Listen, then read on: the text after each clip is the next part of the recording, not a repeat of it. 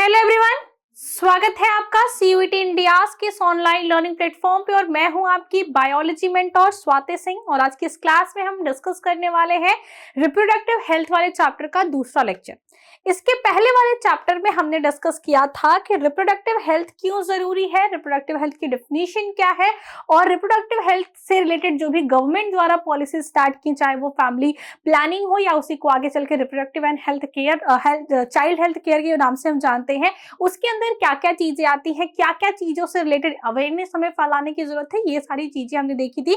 और लास्ट में मैंने आपको एमिनोसेंटेसिस के बारे में बताया था, जो कि एक टेक्निक्स है जिसके द्वारा हम फीटस में जो आपका फीटस कंडीशन होता है उस समय में बेबी के डीएनए को निकाल के, उनके सेल को निकाल के उसमें से डीएनए सेपरेट करके देख सकते हैं कि कोई जेनेटिक एबनॉर्मलिटीज तो प्रेगनेंसी मतलब फीटस के अंदर नहीं है। और अगर कोई एबनॉर्मलिटीज हमें देखने को मिलती है तो ये चीज पेरेंट्स को पता होती है। अगर वो इसके बाद भी प्रेगनेंसी को कंटिन्यू करना चाहते हैं तो वो कंटिन्यू कर सकते हैं, और अगर वो नहीं चाहते हैं किस तरीके से डिसऑर्डर वाला बच्चा उनका हो तो वो उस प्रेगनेंसी को जो है टर्मिनेट करा देते हैं।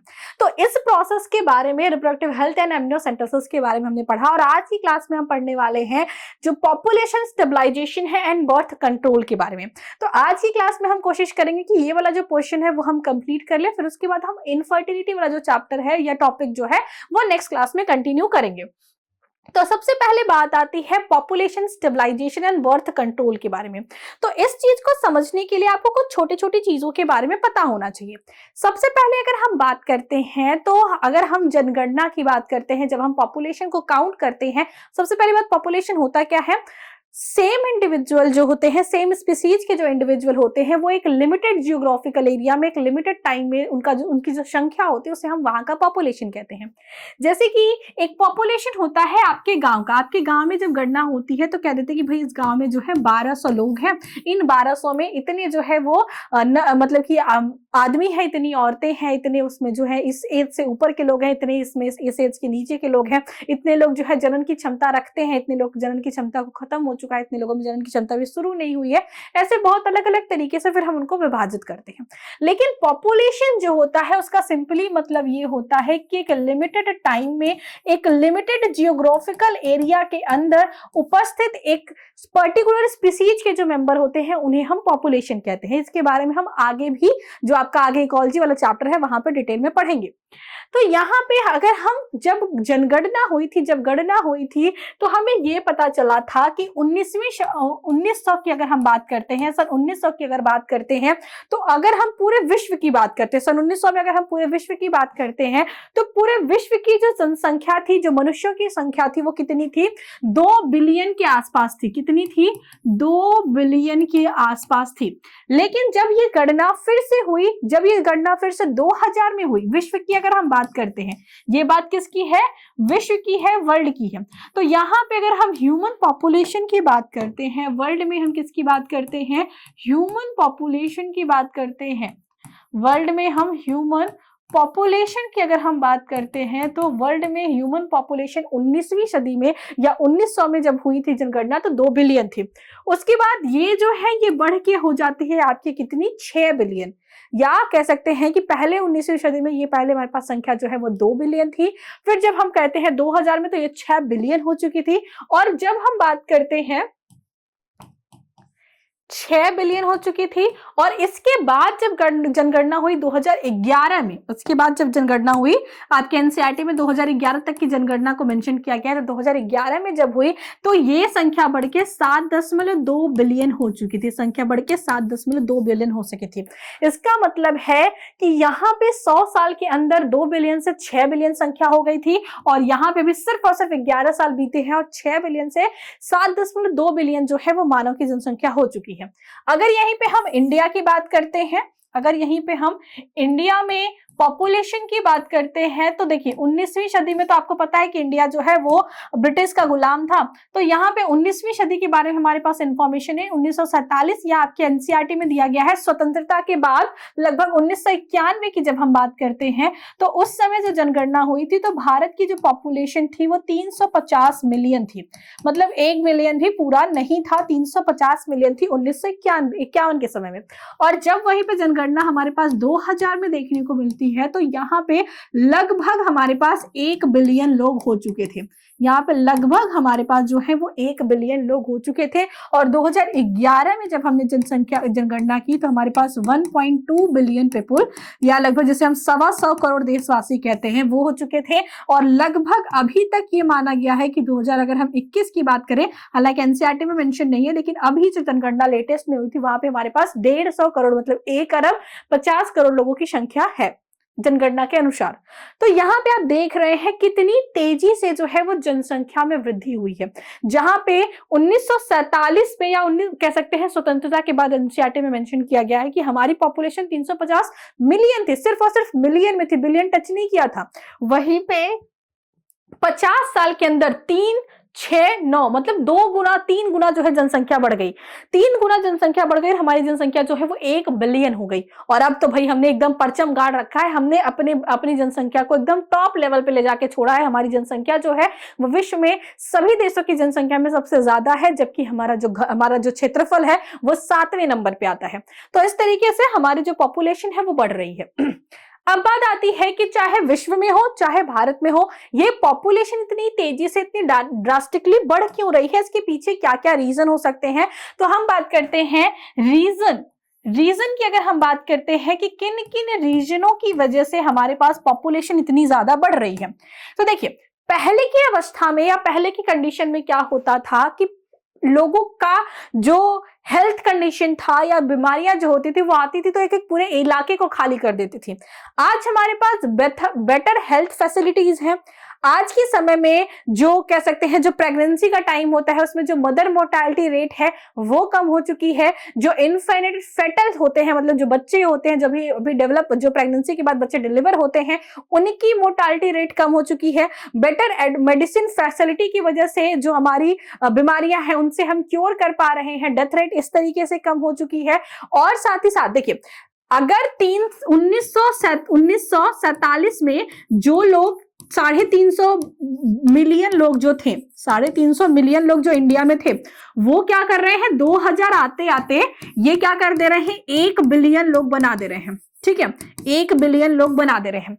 तो अब आप ये समझिए कि इस 50 साल के डिफरेंस में जब जनसंख्या इतनी बढ़ी, जब हमारे पास सिर्फ और सिर्फ 350 मिलियन लोग थे, अब तो हमारे पास 1 बिलियन लोग हैं। और आप ये समझ सकते हैं कि 350 लोग अगर पहले के थे तो मान लेते हैं कि अभी भी इस 1 बिलियन में से लगभग 60 से 70% जो लोग हैं वो अभी तक रिप्रोडक्शन के एज में है, मतलब कि वो रिप्रोडक्शन कर रहे हैं, रिप्रोडक्शन करने की एबिलिटी उनके अंदर है।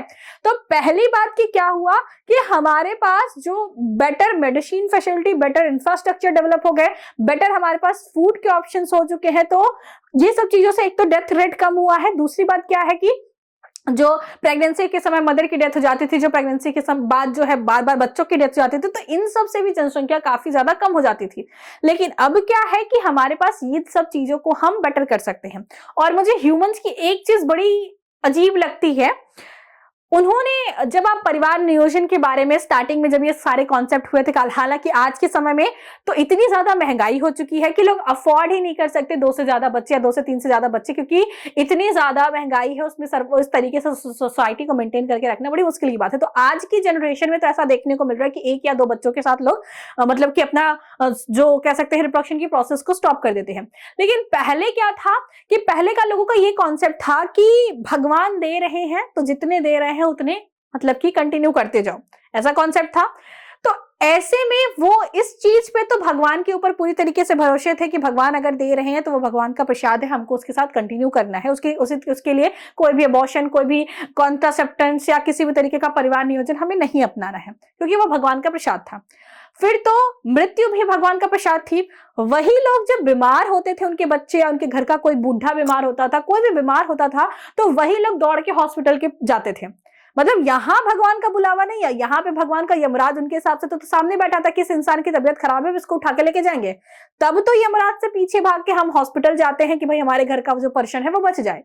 लेकिन जब आने की बात होती है तो पॉपुलेशन, अब देखो आने वाला स्पीड आप बढ़ा उसी तरीके से रखोगे और निकलने वाले स्पीड को आप क्या करोगे, स्लो डाउन कर दोगे, तो भीड़ तो यही मचेगी ना। अगर आपसे कहूं मैं कि मान लो कि पहले क्या हो रहा था कि यहां से लोग आ रहे थे, 1 मिनट, मानो कि यहां से लोग क्या कर रहे थे, अरे भाई यहां से लोग आ रहे थे यहाँ पे कुछ दिन जिंदा रह रहे थे और यहाँ से निकल जा रहे थे। तो ऐसे में क्या थी, पॉपुलेशन कंट्रोल थी। हमने क्या किया, हमारे पास जो मेडिसिन फैसिलिटीज थी, जो भी हमने डिस्कवर किया था, उनसे हमने जाने वाले रास्ते को ब्लॉक कर दिया, मतलब कम कर दिया। ब्लॉक तो करने की हमारे पास एबिलिटी नहीं है, लेकिन यहाँ पे बहुत सारी वजहों से हमने क्या किया, मृत्यु की जो दर थी, मृत्यु के जो कारण थे, उन पे विराम लगा दिया। लेकिन हमने आने की रेट को बढ़ाए रखा और बेटर फैसिलिटीज होने के बाद आने की जो रफ्तार है वो और बढ़ गई।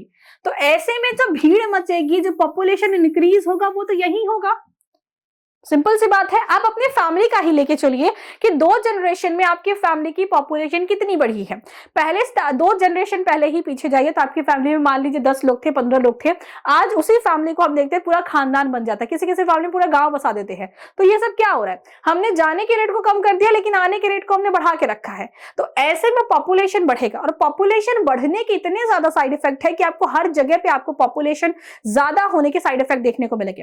एक बात ध्यान रखनी है कि देखिए, हमारे यहाँ पे ये माइंडसेट है कि जिसके घर पे ज्यादा बच्चे हैं, जिसके घर पे ज्यादा लोग हैं, उनको पहले के टाइम पे ज्यादा समृद्ध माना जाता था कि अरे भाई उनके भाई 4 बेटे हैं, उनका क्या कहना है, उनके तो भाई 4 दोनों हाथ में लड्डू हैं, ऐसे बातें कही जाती थी।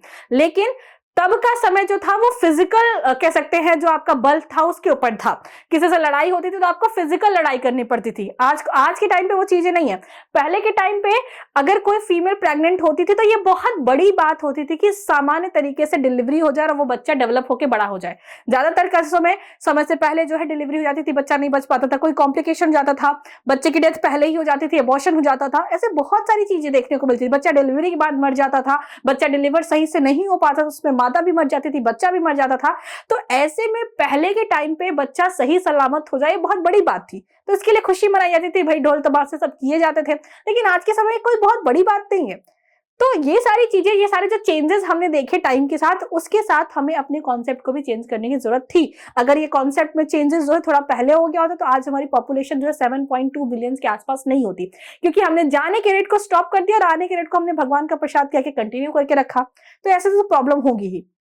तो पॉपुलेशन को बढ़ने के मेन रीजन यही थे कि सबसे पहली बात तो हमने जाने के जो स्पीड थी, जो रफ्तार थी, उसको अपने मेडिसिन सिस्टम्स, अपने साइंस से थोड़ा सा स्लो डाउन कर लिया। आज के समय में किसी को बहुत ज्यादा ब्लीडिंग हो रही है, किसी का बहुत ज्यादा चोट लग गया है, तो उसे हम ब्लड चढ़ा के या किसी भी तरीके से उसको हम क्या कर सकते हैं, बचा सकते हैं। लेकिन उस समय ऐसा नहीं होता था। उस समय जंगली जानवर से अलग अलग तरीकों से लोगों की मृत्यु जो है वो बहुत ज्यादा होती थी, बीमारियां आती थी, हैजा वगैरह फैल जाता था, तो अलग पूरे लोग साफ हो जाते थे। आज हमारे पास उसके लिए डिजीज के रेजिस्टेंट है, हमारे पास दवाएं, हमारे पास वैक्सीन है, जिससे हम इन सारी प्रॉब्लम्स को क्या कर सकते हैं, रोक सकते हैं, इनको थोड़ा सा रजिस्ट कर सकते हैं। तो ऐसे में डेथ रेट कम हो गई। लेकिन हमने क्या किया, बर्थ रेट को कंटिन्यू रखा। और सिंपल सी बात आप ये समझिए कि पहले आपके घर में, मान लीजिए अगर हम बात करते हैं, मैं अपने घर की बात करती हूँ कि मान लो मेरे दादाजी के जो पापा थे, वो क्या थे, मान लो एक कपल थे। हमारी फैमिली मान लो एक कपल से स्टार्ट हुई, कोई फैमिली जो है वो एक कपल से स्टार्ट हुई, मतलब 2 लोग थे। इनके क्या हो गए, 4 बच्चे हो गए। इनके क्या हो गए, मान लो 4 बच्चे हो गए। और पहले के टाइम पे 4 बच्चे होना कोई बहुत बड़ी बात नहीं होती थी। बुआ को और मतलब दादा लोगों को जोड़ लिया जाए तो 7-8 लोग तो हो ही जाते थे लगभग। हर फैमिली में 5-6, 4-5, 3-4 ऐसे हो जाते थे। तो ऐसे में अगर हम बात करते हैं तो यहाँ पे मान लो 2 लड़के हो गए, 2 लड़कियां हो गई। अगर हम सिंपल सी बात करते हैं, फिर भी उन्होंने काफी कंट्रोल रखा है। मान लो यहाँ 2 लड़के हो गए, 2 लड़कियां हो गई। अब ये लड़के भी आज जिस दिन ये मतलब जब ये पैदा हुए, तो ये आज से कुछ समय बाद जो है, मान लो आज से 20 साल बाद जो है, वो क्या करेंगे, अपने रिप्रोडक्टिव फेज में होंगे। तो जहां पे पहले 1 लोग रिप्रोडक्टिव फेज में थे, वहां पे अब इनकी वजह से 4 लोग जो है वो रिप्रोडक्टिव फेज में आ चुके हैं। और अगर इन दोनों ने 2-2 बच्चे भी पैदा किए, तो फिर आप देख सकते हैं कि यहाँ पे कुछ समय ऐसा होता है, आपने गांव में देखा होगा कि बहुत बार ऐसा होता है कि मदर भी प्रेग्नेंट होती है या मदर को भी बच्चा होने वाला होता है, उसी मदर के का जो लड़का होता है उसकी वाइफ भी जो है वो प्रेग्नेंट रहती है। तो ऐसा हो सकता है कि मदर और उनके जो डॉटर है या मदर जो उनके जो सन है, वो सेम टाइम पीरियड पे फर्टाइल स्टेज में रह सकते हैं। तो ऐसे में फर्टाइल स्टेज के लोग जो है वो ज्यादा हो जाते हैं जब हमारे पास इस तरीके से एक बार पॉपुलेशन बढ़ती है। क्योंकि आपको पता है कि हमारे पास इस तरीके से ग्राफ बनाया जाता है, जो हमारे पास कह सकते हैं कि जो पॉपुलेशन अभी एक्सपांड करती है, वो उसका ग्राफ कुछ इस तरीके से बनाया जाता है। जब हम देखते हैं कि मान लो ये वो जो एज है, ये प्री रिप्रोडक्टिव है, ये रिप्रोडक्टिव एज है, और ये पोस्ट रिप्रोडक्टिव एज है। ये हमारे पास क्या है, प्री रिप्रोडक्टिव एज है, ये हमारे पास रिप्रोडक्टिव एज है, रिप्रोडक्टिव एज है, और ये हमारे पास पोस्ट रिप्रोडक्टिव एज है। तो इस समय जो पॉपुलेशन इतनी बढ़ रही है उसमें इंडिया का ग्राफ कुछ ऐसा बनता है। क्यों ऐसा बनता है? ऐसा इसलिए बनता है क्योंकि देखिए हमारी पॉपुलेशन में वो लोग जिनकी रिप्रोडक्शन का टाइम पीरियड खत्म हो चुका है वो बहुत कम है, उसके कंपेयर में जो कि अभी रिप्रोडक्शन के समय में एक्टिव है, और उससे भी ज्यादा वो लोग हैं जो आने वाले समय में रिप्रोडक्शन की एबिलिटी को गेन करेंगे। मतलब कि जो अभी मान लो 12 साल से कम के 14 साल से कम के लोग हैं उनकी संख्या और ज्यादा, क्योंकि इनसे मान लो ये लोग 10 थे, इन्होंने क्या किया 20 लोगों को पैदा कर दिया। एक घर में 2 लोग हो गए, 4 लोग हो गए, 6 लोग हो गए, तो इन्होंने क्या किया लगभग औसत की अगर हम बात करते हैं तो 10 से 20 कर दिया। अब आने वाले समय में ये 20 क्या करेंगे, ये 20 आने वाले समय हो सकता है 40 लोगों को पैदा करे। तो ऐसे में ये जो परिवर्तन है इसकी वजह से पॉपुलेशन लगातार बढ़ती जा रही है, क्योंकि रिप्रोडक्टिव एज में जो नंबर ऑफ मेंबर्स है वो बढ़ती जा रहे हैं। तो ये सब कुछ कारण है जिसकी वजह से पॉपुलेशन का साइज बढ़ रहा है। इसमें मेजरली क्या क्या है, मेडिसिन सिस्टम या कह सकते हैं हमारे पास जो अच्छी व्यवस्था हो गई जिसकी वजह से हम आप डेथ रेट को कंट्रोल कर सकते हैं। दूसरी बात क्या है कि हमारे पास प्रेगनेंसी के समय जो मदर की और फीटल की डेथ हो जाती थी वो भी कंट्रोल हो गया। और तीसरी कंडीशन ये है कि पॉपुलेशन में रिप्रोडक्टिव एज के लोगों की संख्या बढ़ रही है, उनका परसेंटेज जो है वो बढ़ रहा है। अगर हम बात करते हैं सोल्यूशन की, ये तो बात हो गई किसकी, प्रॉब्लम्स की बात हो गई कि रीजंस क्या क्या है पॉपुलेशन बढ़ने की। अगर हम बात करते हैं क्या क्या इफेक्ट होता है, अगर हम थोड़ा सा इफेक्ट की भी बात कर लेते हैं, तो अगर पॉपुलेशन इसी तरीके से बढ़ रही है तो जैसे आप देख रहे हैं कि आज के समय में रहने के लिए जगह है। जैसे आप अपने घर की बात करिए, जब आपके दादा के समय में था तो उतने ही खेत में लोग आराम से खाते पीते थे, कोई बाहर से नौकरी भी नहीं करता था, फिर भी खेती से जितने सामान होते थे उससे वो लोग खा जी लेते थे। लेकिन आज के समय में उसमें हिस्सा बढ़ बढ़ के क्या हो गया, चीजें बहुत कम हो गई है। नंबर ऑफ मेंबर्स जो है वो फैमिली में बढ़ चुके हैं। अगर वो साथ में भी रहते तो नंबर ऑफ फैमिलीज बढ़ चुकी है, लेकिन आपका जमीन तो बढ़ा नहीं है, या धरती पे जितनी जमीन है वो नहीं बढ़ रहा है। मान लीजिए आपने खरीद लिया, आपके पास उतने ही है, बट धरती पे तो जो नेचुरल रिसोर्सेज है वो लिमिटेड है।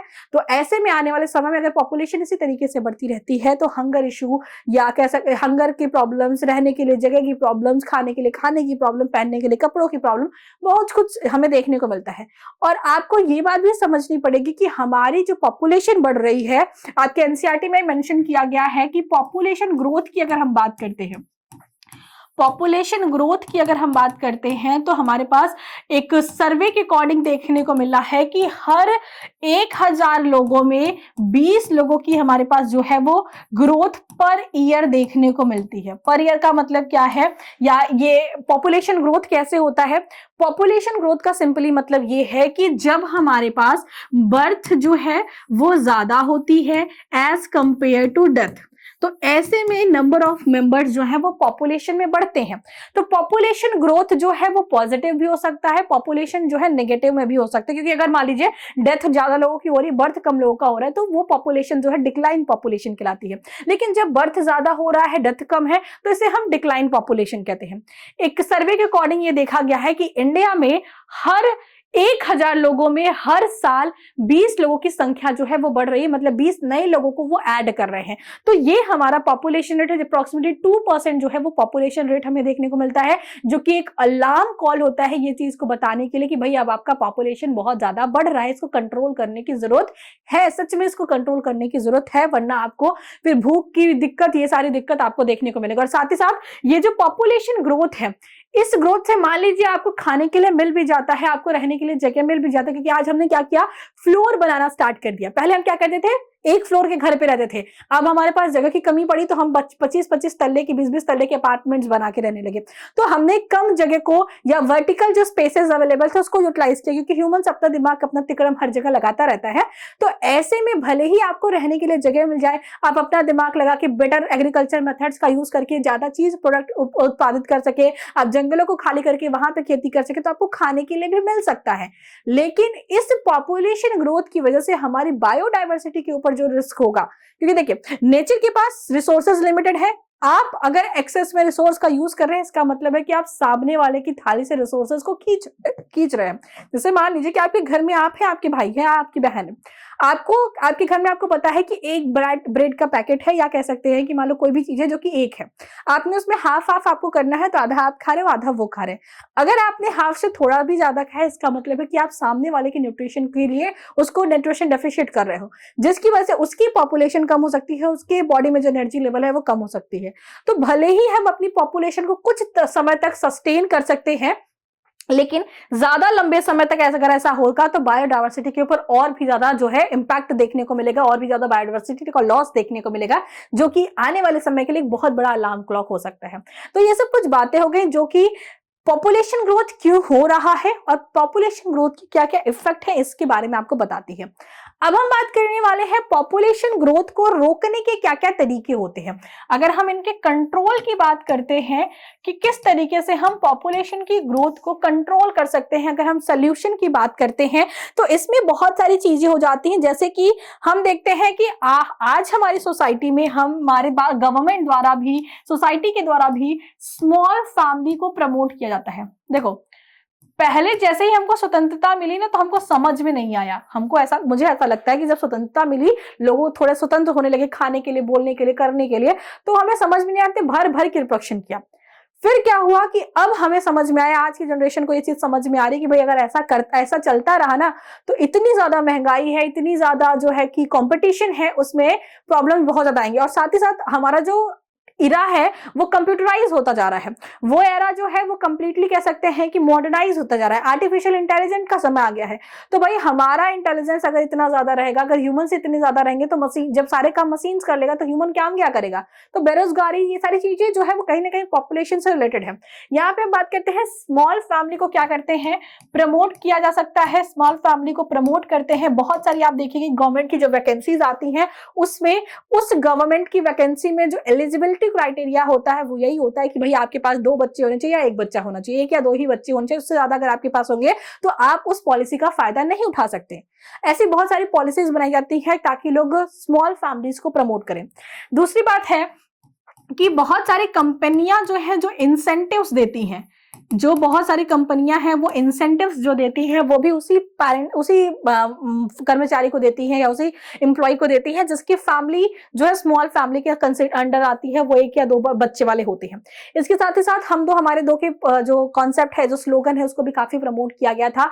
बीच में जब इंदिरा गांधी जी का शासन काल था तो उस समय परिवार नियोजन के लिए जो ट्यूबोक्टॉमी और वैसेक्टॉमी वाला ऑपरेशन होता था उसे फोर्सफुली भी कराया गया था। मतलब उसके लिए उनको पैसा भी दिया गया था कि अगर आप जो है कि ऑपरेशन करा लेते हैं तो आपको जो है इतने रुपए मिलेंगे, या ऐसी ऐसी चीजें जो है, इन सारी चीजों को प्रमोट करने के लिए किया गया था।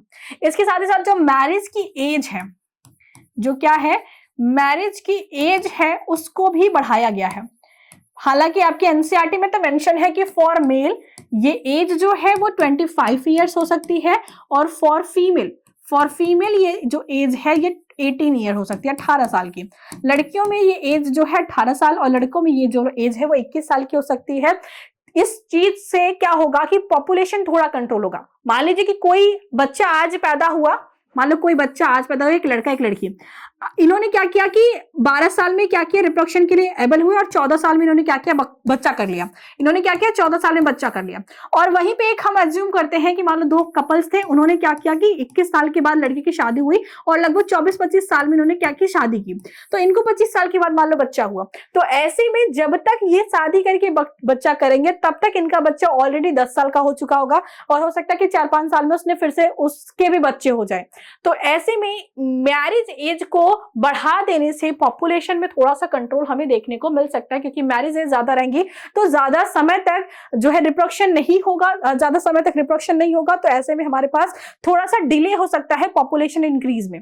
उसके साथ ही साथ हमारे पास कॉन्ट्रासेप्टिव मेथड्स का यूज करना बहुत ज्यादा अलाउड है, क्योंकि बहुत बार ऐसा होता है, कॉन्ट्रासेप्टिव मेथड्स का यूज ऐसा मतलब क्या कि देखिए बहुत बार ऐसा होता है कि कपल्स अनवांटेड प्रेगनेंसी को कैरी करते हैं, और एक बार प्रेगनेंसी हो जाती है तो फिर वो उसे कंटिन्यू कर लेते हैं। इसका मतलब ये है कि कॉन्ट्रासेप्टिव मेथड्स का यूज करने से क्या होगा कि जो अनवांटेड प्रेगनेंसी, मान लो किसी को 2 बच्चा है और उसे अब आगे बच्चा करने की जरूरत नहीं है, या वो नहीं चाहता है, बट फिर भी अगर अनफॉर्चुनेटली या कह सकते हैं किसी वजह से उनकी प्रेगनेंसी कंसीव हो जाती है तो वो उसको कंटिन्यू कर लेते हैं। क्योंकि उनके पास ऑप्शन नहीं, क्योंकि वो बार बार अपने नेचुरल डिजायर की वजह से या सेक्सुअल डिजायर की वजह से वो बार बार इंसेमिनेशन करते हैं और उसमें चांसेस ऑफ प्रेगनेंसी हमेशा बनी रहती है। तो अगर चांसेस ऑफ प्रेगनेंसी लगातार रहेगी तो उनके जो फीमेल है उसके प्रेग्नेंट होने के चांसेस भी रहेंगे। तो ऐसे में बार बार प्रेग्नेंट होने की वजह से क्या मतलब कि इस तरीके से जो है पॉपुलेशन बढ़ती है। तो अगर कॉन्ट्रासेप्टेंस के बारे में पता होगा, एक मेल को पता होगा कि भाई कॉन्डम क्या होता है, उसे कि उसके पास कॉन्डम अवेलेबल होगा, उसको यूज करना कॉन्डम आएगा। एक फीमेल को पता होगा कि किस तरीके से कॉपर टी काम करती है, किस तरीके से फीमेल कॉन्डम काम करता है, किस तरीके से हम जो है कि पिल्स वगैरह यूज करते हैं, पिल्स वगैरह के क्या तरीके होते हैं, वो सब अगर आपको पता होगा, कॉन्ट्रासेप्टेंस की जितने भी मेथड्स है, अगर मान लो किसी पेरेंट्स के पास 2 बच्चे हैं और वो इस तरीके का टेम्पोररी सोल्यूशन नहीं चाहते, वो परमानेंट सोल्यूशन चाहते हैं, तो वो उसके लिए उसके साथ भी जा सकते हैं। तो ऐसे बहुत सारे मेथड्स हैं जिसकी इंफॉर्मेशन अगर उनके पास है तो अनवांटेड प्रेगनेंसी नहीं होगा, अनवांटेड चाइल्ड नहीं होंगे, और अनवांटेड चाइल्ड नहीं होंगे तो हमारी पॉपुलेशन भी काफी हद तक कंट्रोल रहेगी। तो इससे आपको ये समझ में आ रहा है कि पहली बात हमने पढ़ा क्या कि पॉपुलेशन वर्ल्ड में किस तरीके से बढ़ी है, किस रेट के साथ बढ़ी है, और इंडिया में कैसे बढ़ी। तो इंडिया में भी काफी तेजी से बढ़ी है और वर्ल्ड में भी काफी तेजी से बढ़ा है। क्यों बढ़ा है हमने इसके बारे में बात की, बढ़ने के क्या नुकसान है हमने उसके बारे में बात की, और उसके क्या कुछ सोल्यूशन हो सकते हैं हमने इसके बारे में बात की। सबसे पहली बात होती है कि अवेयरनेस होना जरूरी है। कॉन्ट्रासेप्टेंट हो गया या सेक्सुअल रिप्रोडक्शन हो गया, इन सब से रिलेटेड अवेयरनेस होना जरूरी है।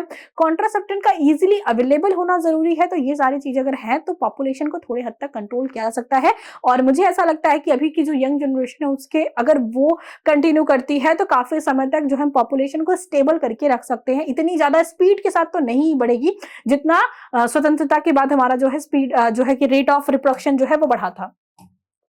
अब आगे हम बात करते हैं, एनसीईआरटी में ही मेंशन किया गया कि डिफरेंट टाइप ऑफ कॉन्ट्रासेप्टेंस होते हैं। तो इसके टाइप्स के बारे में बात करते हैं, देखते हैं कि हम आज की क्लास में कितना कर पाते हैं। उसके बाद जो बच्चा वाला पोर्शन रहेगा वो हम कल की क्लास में कर लेंगे, और जो छोटे मोटे पार्ट्स है इस चैप्टर से वो भी वहां पे कर लेंगे। कॉन्ट्रासेप्टेंस की अगर हम बात करते हैं किसकी, कॉन्ट्रासेप्शन की अगर हम बात करते हैं, कॉन्ट्रासेप्टेंस की अगर हम बात करते हैं, तो यहाँ पे हमें ये देखने को मिलता है कि ये कुछ मेथड्स होते हैं जो कि हमारे पास टेम्पोरेरी होते हैं और कुछ मेथड्स ऐसे होते हैं जो कि परमानेंट होते हैं। तो कॉन्ट्रासेप्टेंस के मेथड्स को हम दो पार्ट्स में डिवाइड कर सकते हैं। कुछ है हमारे पास टेम्पोरेरी में जो है कि कॉन्ट्रासेप्टर्स, और कुछ है हमारे पास परमानेंट। परमानेंट में हमारे पास 2 होता है, एक मेल में होता है, दूसरा किस में होता है, फीमेल में होता है। तो एक हमारे पास क्या है, टेम्पोरेरी है, दूसरा हमारे पास परमानेंट है। टेम्परेरी में भी हम बात करते हैं तो हमारे पास कुछ मेथड जो है वो नेचुरल मेथड्स हैं, हमारे पास कुछ मेथड्स क्या हैं, वो नेचुरल मेथड्स हैं, और हमारे पास कुछ मेथड जो है वो आर्टिफिशियल मेथड्स हैं। हमारे पास कुछ मेथड्स नेचुरल हैं, कुछ हमारे पास कैसे हैं, आर्टिफिशियल मेथड्स हैं। और वहीं पे हमारे पास नेचुरल में भी कुछ टाइप्स हैं और आर्टिफिशियल में भी हमारे पास कुछ टाइप्स हैं। तो सबसे पहले कॉन्ट्रासेप्टेंस का मतलब ये होता है कि हम किसी भी तरीके से प्रेगनेंसी होने को रोकते हैं। सिंपली मतलब यह है कि हम क्या करते हैं, इस पूरी की पूरी प्रोसेस को क्या करते हैं, कंस्ट्रक्ट इसको क्या करते हैं, ब्रेक कर देते हैं। मतलब कि चाहे तो हम मेल गैमेट को फीमेल गैमेट तक पहुंचने नहीं देंगे, मेल को फीमेल सेक्स ऑर्गन तक नहीं पहुंचने देंगे, या फिर हम मेल गैमेट के फ्यूजन को रोक सकते हैं, या फिर हम एग के ओवुलेशन को रोक सकते हैं। तो कुछ भी करना है, आपको पूरी प्रोसेस मैंने पढ़ा दी है, कुछ भी करके इस पूरी की पूरी प्रोसेस में हम कहीं ना कहीं क्या करते हैं, डिस्ट्रक्शन करते हैं ताकि ये प्रोसेस कंप्लीट ना हो पाए। अब अगर हम बात करते हैं कि एक अच्छा कॉन्ट्रासेप्टेंस क्या होता है, हम अब इसके टाइप्स के बारे में डिटेल में डिस्कस करेंगे कि एक अच्छा कॉन्ट्रासेप्शन के क्या फीचर्स होते हैं। कॉन्ट्रासेप्टेंस के एक अच्छे आइडियल जो कॉन्ट्रासेप्टन होता है उसके क्या फीचर होते हैं। पहली बात है कि ये अवेलेबल होना चाहिए। पता चला कि एक ऐसा कॉन्ट्रासेप्टन आपने बना लिया जो कि अवेलेबल ही नहीं है, तो अवेलेबल होना चाहिए। दूसरी बात क्या है, अफोर्डेबल होना चाहिए, अफोर्डेबल होना चाहिए। साथ ही साथ इजी टू यूज होना चाहिए, इजी टू यूज होना चाहिए। और क्या होना चाहिए, लेस साइड इफेक्ट होना चाहिए, लेस साइड इफेक्ट होना चाहिए। और एक और बहुत इंपॉर्टेंट चीज है जो सबसे ज्यादा एक्सेप्टेड कॉन्ट्रासेप्टेंट के मेथड्स होते हैं, उसमें ये चीज ध्यान दिया जाता है कि उसका सेक्सुअल प्लेजर में कोई जो सेक्सुअल प्लेजर होता है उसमें कोई भी क्या हो सकता है, कोई भी साइड इफेक्ट जो है, या कह सकते हैं सेक्सुअल प्लेजर में कोई भी दिक्कत या कोई परेशानी नहीं होनी चाहिए। मतलब जो सेक्सुअल प्लेजर की जो फीलिंग्स है उसमें कोई डिस्ट्रक्शन नहीं होना चाहिए। तो एक जो कॉन्ट्रासेप्टन होता है, सबसे पहली बात कि वो इजिली अवेलेबल होना चाहिए। पता चला कि वो मिल ही नहीं रहा है, पता नहीं 100 किलोमीटर दूर जाके उसको लाना पड़ रहा है, बगल वाली दुकान में मिल ही नहीं रहा है, तो वो कोई यूज नहीं करेगा। कॉन्ट्रासेप्टेंस अवेलेबल होना चाहिए हमारे साथ। उसके बाद अफोर्डेबल होना चाहिए। अफोर्डेबल का मतलब ऐसा नहीं कि 10,000 का 20,000 का मिल रहा है, मतलब थोड़ा सस्ता सस्ता होना चाहिए ताकि जनरल आम इंसान भी उसका यूज कर सके।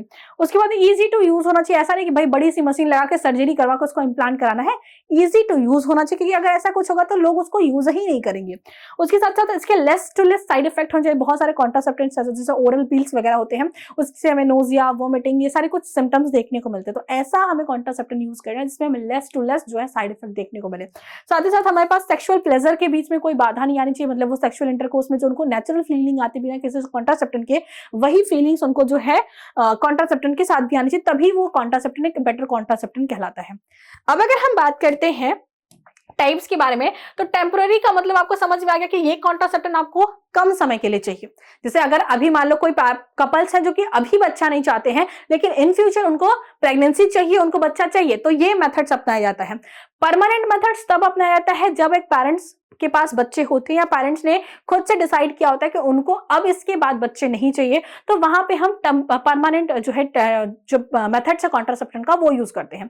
इसमें जनरली हम ये करते हैं कि मेल और फीमेल के सेक्सुअल पार्ट में छोटी सी सर्जरी होती है, मतलब कि उनका जो फ्लो होता है, जैसे जैसे स्पर्म में हमने पढ़ा था कि यहाँ पे मान लो हमारे पास टेस्टिस है, और टेस्टिस में क्या है हमारे पास, यहाँ पे ये हमारे पास क्या है लॉक्यूल्स है, ये हमारे पास रेटिटेस्टिड है, ये हमारे पास वासा इफ्रेंशिया है, ये हमारे पास एपिडिडाइमिस है, ये हमारे पास क्या है वासा डिफरेंशिया, ये हमारे पास क्या है वासा डिफरेंशिया है। तो हम क्या करते हैं वासा डिफरेंशिया में नॉट लगा देते हैं और वासा डिफरेंशिया को इस तरीके से कट करके नॉट लगा देते हैं यहाँ पे। तो ऐसे में क्या होता है कि स्पर्म्स का फॉर्मेशन होता है, लेकिन स्पर्म की ये पाइप ये ट्रांसपोर्टेशन को ब्लॉक कर दिया जाता है, ट्रांसपोर्टेशन को कट कर दिया जाता है, जिसकी वजह से जब इजैकुलेशन होता है तो वहां पे सेमिनल फ्लूइड होता है, वहां पे आपके पास बल्बोइलेप्सल का फ्लूइड होता है, वहां पे प्रोस्टेट ग्रंथि का फ्लूइड होता है, बट वहां पे कोई भी मेल जो कह सकते हैं ये स्पर्म होता है वो प्रेजेंट नहीं होता। सीमेन में कोई भी स्पर्म्स नहीं होता, सिर्फ और सिर्फ वो लिक्विड्स होते हैं। तो जब स्पर्म ही नहीं रहेगा तो फर्टिलाइज क्या करेगा। और फीमेल के केस में क्या होता है, जैसे हमने फीमेल रिप्रोडक्टिव ऑर्गन जब पढ़ा था तो मैंने आपको बताया था कि फीमेल में क्या होता है, इस तरीके से क्या होता है फैलोपियन ट्यूब्स होते हैं, इस तरीके से हमारे पास क्या है, इस तरीके से फैलोपियन ट्यूब होता है, इस तरीके से हमारे पास क्या होता है फैलोपियन ट्यूब होता है, इस तरीके से अगर हम शॉर्टकट में बनाए तो यहाँ पे क्या होता है फैलोपियन ट्यूब्स होते हैं। तो इस फैलोपियन ट्यूब को क्या कहते हैं, दोनों साइड से, मेल में भी क्या करेंगे दोनों साइड से कट करेंगे, दोनों जो आपके पास टेस्टिस होते हैं दोनों को कट करेंगे, वैसे यहाँ पे भी हम दोनों को कट करेंगे और इसको क्या कर देंगे नॉट कर देंगे, इसको यहाँ से क्या कर देंगे नॉट कर देंगे। तो जब हम नॉट कर देते हैं तब हमें देखने को मिलता है, तब हमें यहाँ पे परमानेंट सोल्यूशन देखने को मिलता है। और ऐसी कंडीशन में पुनः जो प्रेगनेंसी है या पुनः जो कह सकते हैं कि अगर वो कपल जाते हैं पेरेंट्स बना तो ये पॉसिबल नहीं है। कुछ कुछ कंडीशन में जो है फीमेल के अंदर फैलोपियन ट्यूब में जो है वो थोड़े बहुत चेंजेस करके उसे रीज्वाइन किया जा सकता है, बट उसके चांसेस काफी कम होते हैं। तो ये सब जो है परमानेंट सोल्यूशन है। टेम्पररी सोल्यूशंस में भी हमारे पास कुछ टाइप्स हैं, जिसमें नेचुरल है कुछ आर्टिफिशियल है। नेचुरल क्या है, इसके साइड इफेक्ट्स नहीं होते। जो नेचुरल मेथड्स हैं इसके क्या होते हैं नो साइड इफेक्ट्स। इसके क्या होते हैं, कहीं पे भी आप देखिए कोई चीज अगर नेचुरल रहती है तो उसके साइड इफेक्ट बहुत कम होते हैं या फिर नहीं होते। तो यहाँ पे नो साइड इफेक्ट, इस तरीके के कॉन्ट्रासेप्टेंट्स के कोई भी साइड इफेक्ट्स नहीं देखने को मिलते हैं, बट यहाँ पे हाई रिस्क होता है, हाई रिस्क होता है फेलियर का, हाई रिस्क होता है यहाँ पे फेलियर का। मतलब क्या हुआ कि भले ही इस कॉन्ट्रासेप्टेंस मेथड्स में आपको कोई साइड इफेक्ट्स नहीं देखने को मिलते, लेकिन बहुत बार ऐसा देखा जाता है कि इस मेथड्स को यूज करने के बाद भी प्रेगनेंसी जो है वो हो जाती है। अगर हम नेचुरल कॉन्ट्रासेप्शंस की बात करें तो आपके एनसीईआरटी में 3 तरीके के नेचुरल कॉन्ट्रासेप्टेंस जो है वो मेंशन किए गए हैं। आइए करके तीनों के बारे में बात करते हैं। सबसे पहले हमारे पास ये मेथड्स है कि जहां पे जो प्रेगनेंसी का टाइम है, सॉरी जो मेंस्ट्रुअल साइकिल का जो टाइम है, उसमें जब ओव्यूलेशन का टाइम आता है, जैसे मान लीजिए हमने मेंस्ट्रुअल साइकिल के बारे में पढ़ा था, तो अप्रोक्सीमेटली 10 से लेके 17 दिन तक, वैसे 14वें दिन तक होता है, लेकिन जरूरी थोड़ी नहीं कि हर फीमेल में 28 दिन का ही मेंस्ट्रुअल साइकिल हो।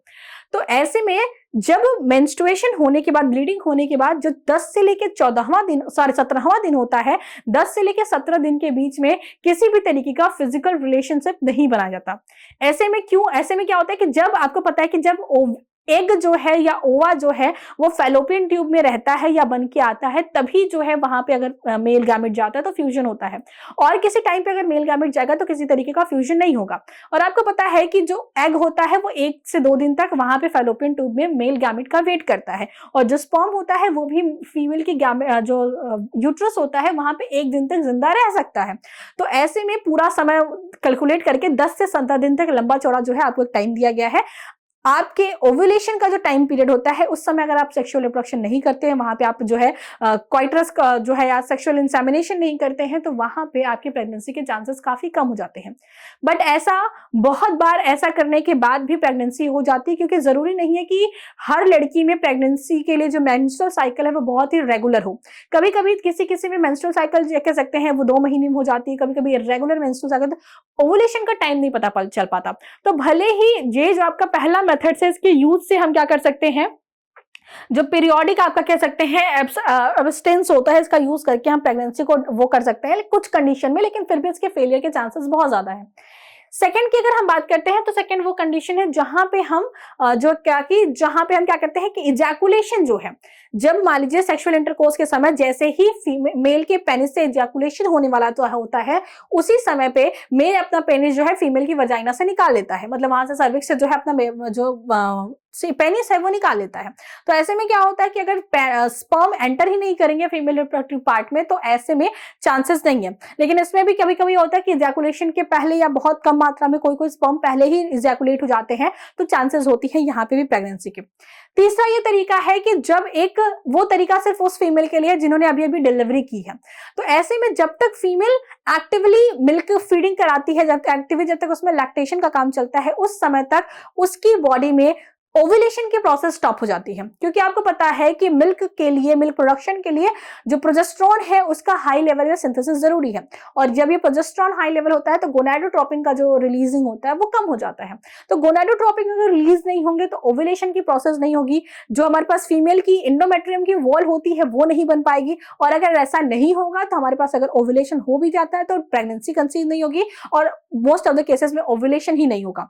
लेकिन ऐसा तभी पॉसिबल है जब वो मदर एक्टिवली फीडिंग कराए, मतलब मोस्ट ऑफ द टाइम वो अपने बच्चे को फीडिंग कराए लगभग 6 महीने तक। तो ये सारी चीजों के बारे में आपको 1 बाय 1 करके हम यहाँ पे दिखाते हैं। इतना ही आज की क्लास में हम पढ़ेंगे। आर्टिफिशियल जो आपके पास कॉन्ट्रासेप्शन है इसके बारे में हम कल की क्लास में पढ़ेंगे। तो अभी तक हमने जो पढ़ा उसको एक बार हम जो है स्लाइड में रीड कर लेते हैं ताकि आपको थोड़ा सा एनसीईआरटी पढ़ने में ईजी हो जाए।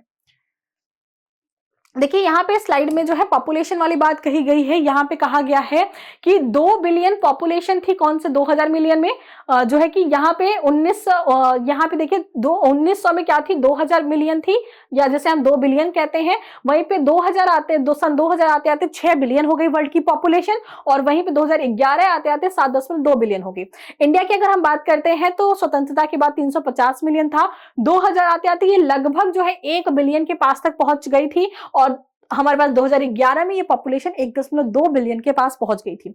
इसका मतलब कि रीजन यहाँ पे बताया गया है कि डेथ रेट जो है वो कम हो गया है, मैटरनल मोर्टिलिटी रेट कम हो गया है, मतलब कि जो मदर डिलीवरी के समय या प्रेगनेंसी के समय जो मदर की डेथ हो जाती थी उसका रेट कम हो गया है। इन्फेंट मोर्टेलिटी रेट, मतलब जो बच्चा डिलीवर हुआ है उसकी मोर्टेलिटी रेट कम हो गई है, और यहीं के पास जो रिप्रोडक्टिव एज में लोग हैं इनकी संख्या बढ़ गई है। पहली बात तो डेथ कम हो गया, रिप्रोडक्टिव एज में लोगों की संख्या बढ़ गई है। तो इसकी वजह से यहाँ पे जो है वो रेट जो डेवलप कह सकते हैं जो बच्चे की पॉपुलेशन है वो बढ़ रही है।